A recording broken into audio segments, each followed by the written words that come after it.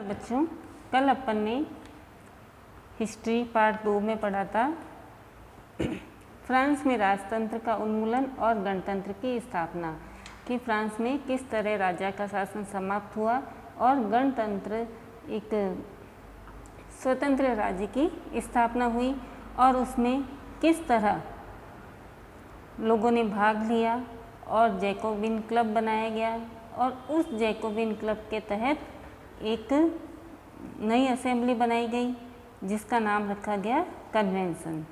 ठीक है, और जैकोबिन क्लब के लोगों ने लोगों को किस तरह जागृत किया और राजा के शासन से मुक्त करवाया। अब हम पढ़ेंगे आगे आतंक का राज। सन 1793 से 1794 तक के काल को आतंक का युग कहा जाता है। रॉबेस्पियर के ने नियंत्रण एवं दंड की सख्त नीति अपनाई। रॉबेस्पियर जो जैकोबिन क्लब के नेता थे, उन्होंने अब गणतंत्र तो हो गया था, लोग स्वतंत्र हो गए थे, सबको हो रहा था, लेकिन फिर भी उन्होंने पूरे फ्रांस पर नियंत्रण करने के लिए सख्त नीति अपनाई। उसके हिसाब से गणतंत्र के जो भी शत्रु है, रॉबेस्पियर के हिसाब से गणतंत्र के जो भी शत्रु है, जैसे कुलीन और पादरी और अन्य राजनीतिक दलों के सदस्य, उसकी कार्यशैली से असहमति रखने वाले पार्टी सदस्य, उन सभी को गिरफ्तार करके जेल में डाल दिया गया और एक क्रांतिकारी न्यायालय द्वारा उन पर मुकदमा चलाया गया। अब राजा का शासन समाप्त हो गया।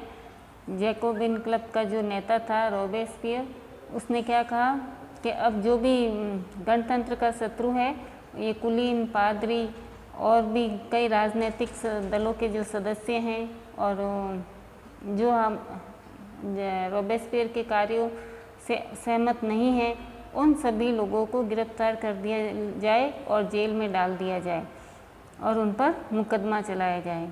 यदि न्यायालय उन्हें दोषी पाता है, तो अगर न्यायालय उन्हें दोषी मानता है कि हाँ ये दोषी है, देशद्रोही है, तो उन्हें गिलोटिन पर चढ़ाकर उनका सिर कलम करवा दिया जाए।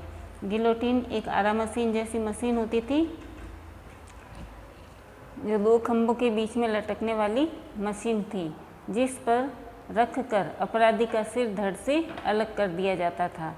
इस मशीन का नाम इसके आविष्कार डॉक्टर गिलोटिन के नाम पर रखा गया। अब रॉबेस्पियर ने कहा कि भाई जो भी हमारा विरोध करेगा उसको गिलोटिन पे चढ़ा दिया जाएगा या जेल में डाल दिया जाएगा। ठीक है, अब रॉबेस्पियर सरकार ने कानून बनाकर मजदूरी एवं कीमतों की अधिकतम सीमा तय कर दी। अब उन्होंने मजदूर और जो मजदूरी करते थे उनका वेतन और सब कुछ निश्चित कर दिया। गोश्त एवं पाव रोटी की राशनिंग कर दी गई। अब जो मांस है या पाव रोटी है वो राशन की दुकान पर मिलने लगे। किसानों को अपना अनाज शहरों में ले जाकर सरकार द्वारा तय की गई कीमत पर बेचने के लिए बाध्य किया गया और किसानों को कहा गया कि भी जो सरकार जो फिक्स करेगी उसी रेट पे तुम्हें अनाज बेचना होगा। अपेक्षाकृत महंगे सफ़ेद आटे के इस्तेमाल पर रोक लगा दी गई है ना। जो गरीब होते थे वो तो गेहूं की खाते थे और जो अमीर लोग होते थे, पैसे वाले होते थे, वो अच्छा आटे की बनी हुई रोटी खाते थे। तो उन्होंने इस पर रोक लगा दी और सबको समान रोटी दी जाएगी, ये कह दिया कि भाई कोई महंगा है ना कोई सस्ता है, सबको एक समान रोटी खानी पड़ेगी, चाहे वो अमीर हो और चाहे वो गरीब हो। सभी नागरिकों के लिए साबुत गेहूं से बनी और बराबरी का प्रतीक मानी जाने वाली समता रोटी खाना अनिवार्य कर दिया गया। अब सभी नागरिकों के लिए ये अनिवार्य कर दिया गया कि सभी जो साबुत गेहूं से बनी हुई रोटी होगी वही सब जने खाएंगे। कोई अलग से ऐसे नहीं कि महंगे गेहूं हैं, सस्ते गेहूं हैं, ऐसा कुछ नहीं, सब समान रोटी खाएंगे। बोलचाल और संबोधन में भी बराबरी का आचार व्यवहार लागू करने की कोशिश की गई। परंपरागत मॉन्स्यूर जिसे महाशय कहा जाता था, मदाम, महोदय के स्थान पर अब सभी फ्रांसीसी पुरुष और महिलाओं को सितोयेन मतलब नागरिक और सितोयन मतलब नागरिक का नाम से संबोधित किया जाएगा। चर्च को बंद कर दिया गया और उनके भवनों को बैरक और ऑफिस दफ्तर बना दिए गए। रॉबेस्पियर ने अपनी नीतियों को इतनी सख्ती से लागू किया कि उसके समर्थक भी त्राही त्राही करने लगे। अब रॉबेस्पियर ने कई ऐसे कानून और नियम लगा दिए जिससे कि उसकी पार्टी के जो सदस्य थे वो लोग भी परेशान होने लग गए। अंततः जुलाई 1794 में न्यायालय द्वारा उसे दोषी ठहराया गया और गिरफ्तार करके अगले ही दिन उसे गिलोटिन पर चढ़ाकर मार दिया गया। और रॉबेस्पियर से लोग परेशान हो गए थे और फिर उस पर मुकदमा चला, देशद्रोही का मुकदमा चला और फिर दोषी पाने पर उसे गिलोटिन पर चढ़ाकर मार दिया गया। अब फ्रांस में जो रॉबेस्पियर की सरकार थी, जैकोबिन क्लब बना था, अब वो भी समाप्त हो गया। अब इसके बाद में आएगी डायरेक्टरी, इसके बारे में हम पढ़ते हैं। अब जैकोबिन क्लब समाप्त हो गया। अब जैकोबिन सरकार के पतन के बाद मध्यम वर्ग के संपन्न तबके के पास सत्ता आ गई। अब जैकोबिन क्लब समाप्त हो गई, उसकी सरकार खत्म हो गई, तो उसके बाद में उसके स्थान पर कौन आया? मध्यम वर्ग के संपन्न तबके, मध्यम वर्ग के जो पैसे वाले लोग थे वो सत्ता में आए। नए संविधान के तहत संपत्तिहीन तबके को मताधिकार से वंचित कर दिया गया। अब जैकोबिन सरकार में तो ये कहा गया कि भाई सबको, चाहे 21 वर्ष से ऊपर, चाहे वो पैसे वाला हो या नहीं हो, सबको वोटिंग राइट होगा।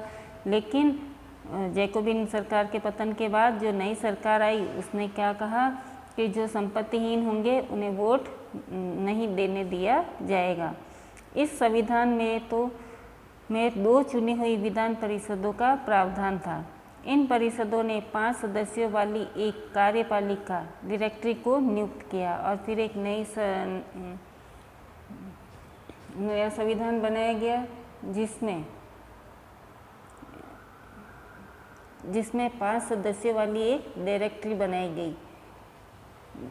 पहले तो 5 सदस्यों वाली इसलिए बनाई क्योंकि पहले एक राजा होता था, तो राजा के पास, एक अकेले आदमी के पास अगर सत्ता होगी तो वो कुछ भी कर सकता था, उस पर नियंत्रण नहीं रख सकते थे। इसलिए, और जैसा कि जैकोबिन में देखा था अपन ने, रॉबेस्पियर के पास सत्ता आ गई थी तो वो पूरी अपनी मनचाही करने लगने लग गया था, तो उस पर नियंत्रण नहीं हो रहा था।